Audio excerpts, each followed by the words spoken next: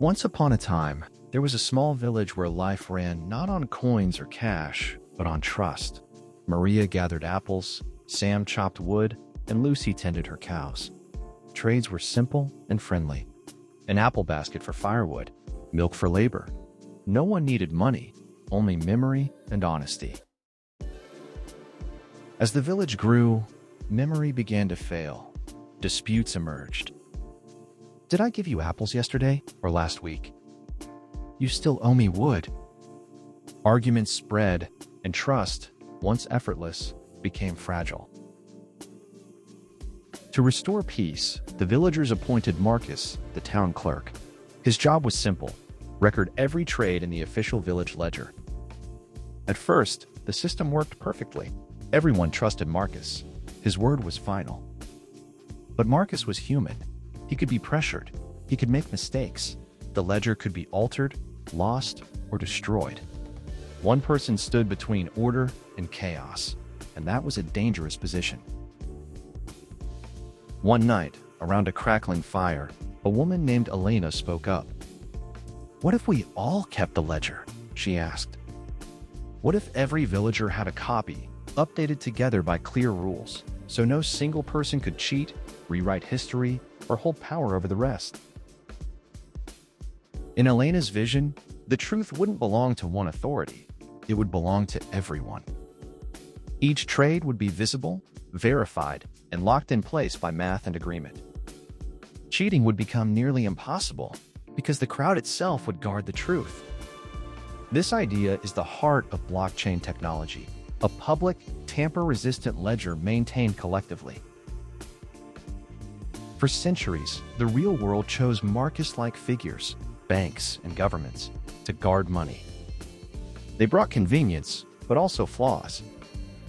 Money printed without restraint, accounts frozen without warning, and every transaction watched and recorded. Trust was demanded, not earned.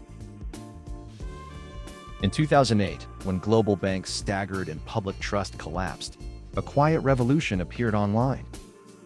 A white paper titled Bitcoin, a peer-to-peer electronic cash system, was released by someone, or something, called Satoshi Nakamoto.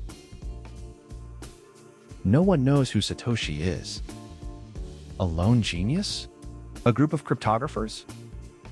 What remains undeniable is the brilliance of the idea and the power of anonymity that kept the focus on the system, not the creator. Satoshi solved a problem humanity had never cracked. How do you create digital money without a central authority? Using cryptography, decentralized consensus, and proof of work, Bitcoin made it possible for everyone and no one to control the system. On January 3, 2009, Satoshi mined the first Bitcoin block, the Genesis block. Hidden inside was a message. The Times Ero 3 Jan/2009 Chancellor on brink of second bailout for banks. It was both a timestamp and a protest. Bitcoin wasn't just code, it was a statement. Money could exist outside institutions. Blocks linked together, forming an unchangeable chain. Anyone could join. Anyone could verify transactions. Anyone could mine new Bitcoin. Early believers like Hal Finney didn't chase profit. They chased possibility. They ran nodes, sent coins, and nurtured an idea that most of the world dismissed as fantasy. But one question lingered. How could something digital, something intangible, have value? At first, Bitcoin was like rare village shells, curious, plentiful, and worth nothing. Then came a moment that changed everything. Laszlo Hanieks paid 10,000 Bitcoins for 2 pizzas. For the first time, code bought something real. Bitcoin had crossed from idea to economy. From that single trade, momentum grew. Markets formed, demand increased. Critics laughed, calling it a digital fad. Believers saw something different. Money born from consensus and scarcity, not force. The tiny seed Satoshi planted grew roots. Today, Bitcoin trades between $92,000 and $95,000 per coin. Its market capitalization rivals entire nations. What was once ignored now towers over the financial landscape. Bitcoin's journey was never calm.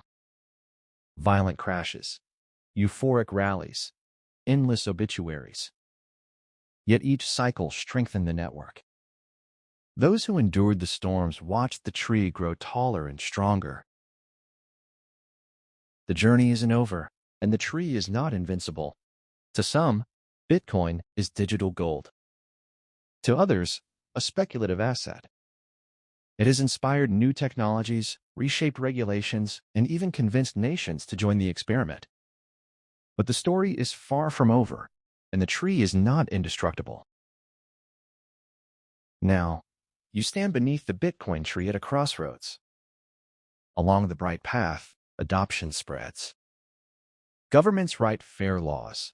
Technology becomes seamless. Institutions participate.